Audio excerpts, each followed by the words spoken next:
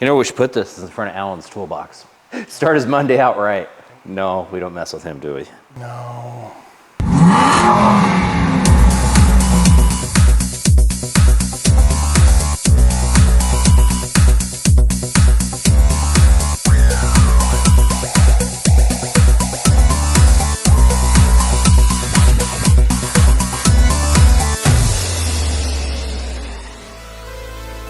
Hey everybody, welcome back to the channel. Thanks for sticking along with us on the Knight Rider rebuild. This is the final step on teardown. We're gonna gut this anemic V6 and automatic transmission out of here and get ready for our LS swap. You watched us get rid of the Temu parts last time, now see us get rid of this Temu engine today.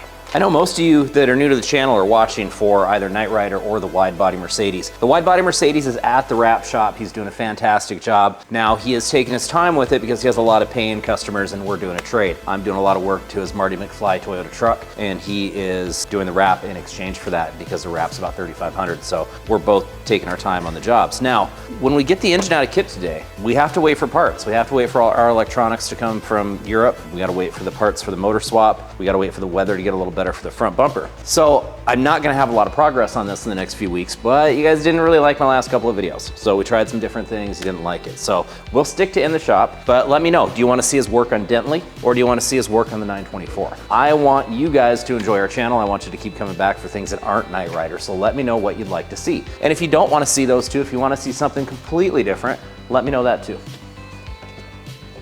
Let's see if there's any Freon in here. This is, the Freon in the AC system is probably discharged already, but I just want to be sure. I don't want to open a line or crack a line open and have Freon fly up in our faces, so I'd rather just evacuate it with the machine if there is any in there, which there's likely not. It takes about 5 minutes to do this. Let's see, power steering fluid. Suck that out so we don't have a mess. Already more of a mess than we're gonna. Always take the fluids out. It just makes less of a mess if you do that before you take the engine out. Why is there a torque converter in my drain pan? Oh, that's the torque converter from the AHP. From the what?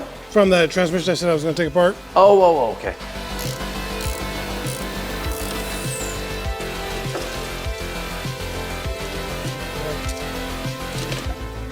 That is just stuck on there. Which is weird because, you know, we had the motor running a little bit.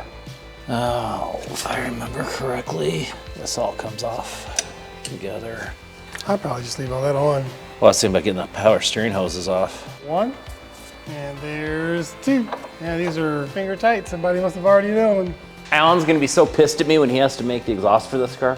Well, we joked about Temu KITT, but made in Taiwan, can't beat that. Ugh, cross-threaded too. Paul's been here. Paul, you been here working on this car when we weren't here? Oh, God damn it, I said his name. He's gonna call me on Monday. Yo, you got a job for me? Oh, you know where we should put our extra parts for this? Is in the back of the donor truck. Then that way I don't sell a car with all our parts in the back. Like the 924.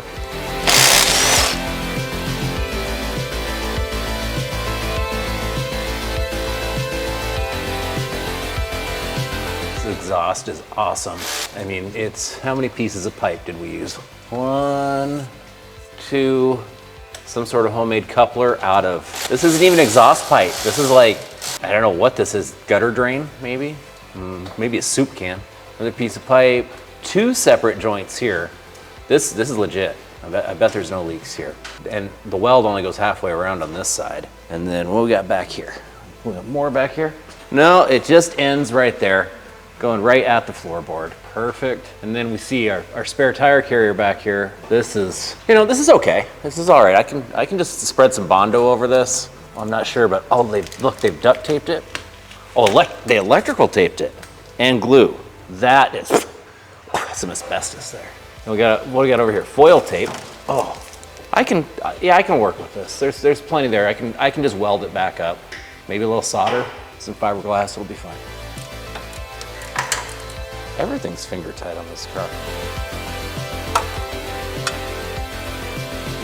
So being that we're not going to reuse this engine and we've got a full donor wiring harness and vehicle basically for the computers and everything's just going to town. This is coming out pretty quick. Right now he's taking off the torque converter bolts, which is an important step. Then we'll take the bell housing bolts off and the exhaust, and then we'll just start working the motor up from there, and we'll find things that are still attached that we missed that we just disconnect along the way. But now we'll have this out in no time. Steve, you want my ratcheting wrench? It's a pretty nasty fit in here. Is it?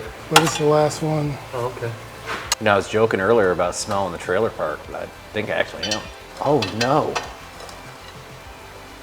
I'll have to pull the carpet out and do some repairs in there. That's pretty bad.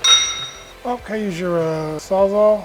Yeah. You want me to just cut the pipes? Yeah, I was just gonna cut them off. Okay, I'll grab it.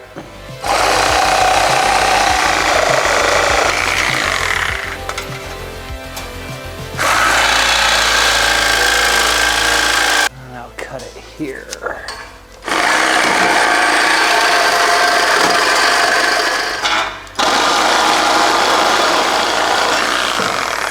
Thank you, sir. That's the all exhaust? Yeah. This is awesome. Yeah, dude. Campbell soup cans, whatever that was. Maybe part of a Yugo. This guy must have been friends with the Turbo Corvette guy. Turbo Corvette guy. Yeah, he was interesting. So Steve, I think rather than laying on the wet, gross floor, we can just pogo stick the motor up to pull the motor mount bolts up and then set it back down on the mounts loose. And then we don't have to be crawling underneath it. Yeah, I'm down. I just, let's get this one bolt off here.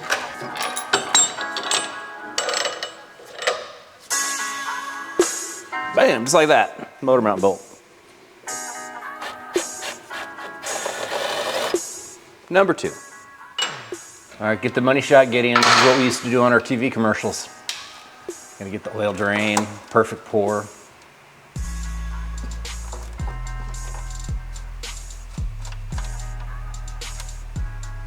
Oh, is that full of water? It doesn't smell good. Smells like a septic tank at a Florida trailer park and gator farm. While we have the motor out, I'm gonna go ahead and pressure wash everything, get it nice and clean. I'll strip everything out of the engine bay and I'll hit it with a nice coat of gloss black. So when we all go back together, it'll be nice and clean.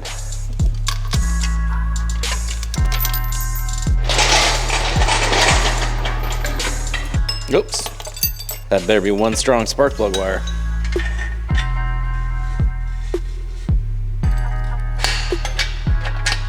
You know, it really is nice of Pontiac to put these hooks on their motors because they know they're such garbage, they're gonna be coming out at any given point.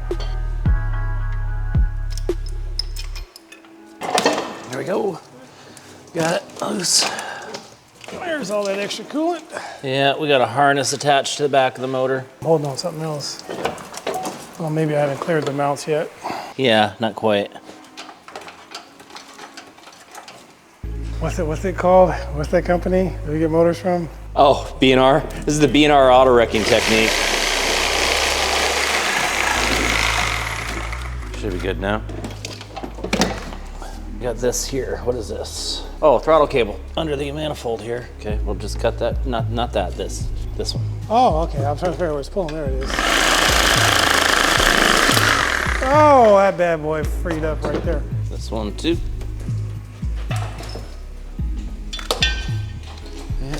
You're pretty much. Yeah, you're pretty. Oh, hold on. Ground.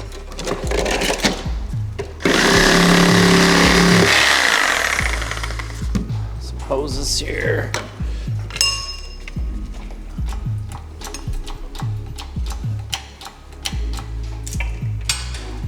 Hold on. This harness is attached up front. It won't be in a minute. You just want to cut it? Oh, yeah.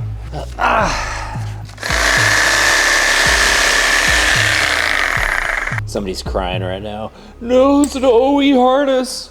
It's vintage. Hey, they can still buy it if they want. I'm gonna grab you an engine pallet. Sweet beast. All cast iron, 6-cylinder overhead valve, distributor in the back. I mean, just a work of art.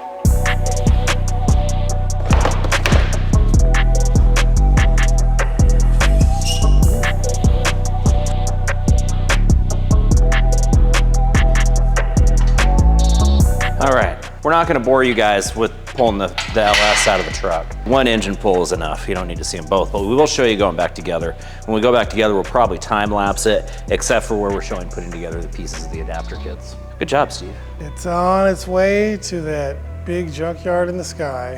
Actually, it's on its way to Luis's Dodge truck. He'll be here next week. We'll load it in the back. Oh, you can take it. Yeah, he'll make a few bucks on it. Transmission too, yard that out, just take a few minutes. Yeah, that won't be bad at all. You know where we should put this? Is in front of Alan's toolbox. Start his Monday out right. No, we don't mess with him, do we? No. Cross ram design, look at that. That's the same as a crossfire injection. Look at that. I don't know. It's all beautiful. Really bad ideas from the 80s that carried into the 90s that silently went away. Kind of like cocaine and car designers. No, it can mean they kind of went hand in hand back in the 80s and 90s. Oh. So now we just got to decide what path to take with the LS. Do we just go straight LS and maybe some tuned suspension like Hotchkiss suspension? Flowmaster exhaust. I don't want it to be loud. I want it to be quiet because KITT was quiet. So I'll probably go with a real muffler on it. Yeah, I mean, you got a lot of torque there, so even though it's quiet, it's going to move, so. Cool. Let's get this transmission out. Do you want me to hold the front of the transmission up for you while you take the strap off it?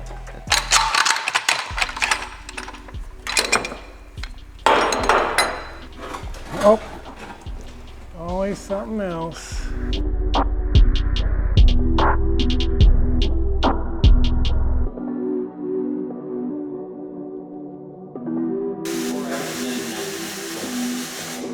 Steve, great work today. You stripped this car down in about 3 hours. We got the engine and transmission. Yes. So I'm excited. We got the LS ready to go back in as soon as we get our swap kit from Jegs. So that'll be ready to go. I got to get us a transmission. So we'll have that. And then we just have to wait on the rest of our electronics. So I'm excited for this one. Thanks for sticking along. Don't forget to like, share, and subscribe. And hey, please don't hesitate to tell us what you want to see on our channel. We want to entertain you. That's why we're here. That's it. Steve had nothing else to say. I'm LS excited right now. We haven't done an LS swap together, have we? Nope, I'm ready. My body is ready. For you youngins, my body is ready is a reference to Bloodsport. My body's ready, my heart's on fire. My body's ready, my heart's on fire.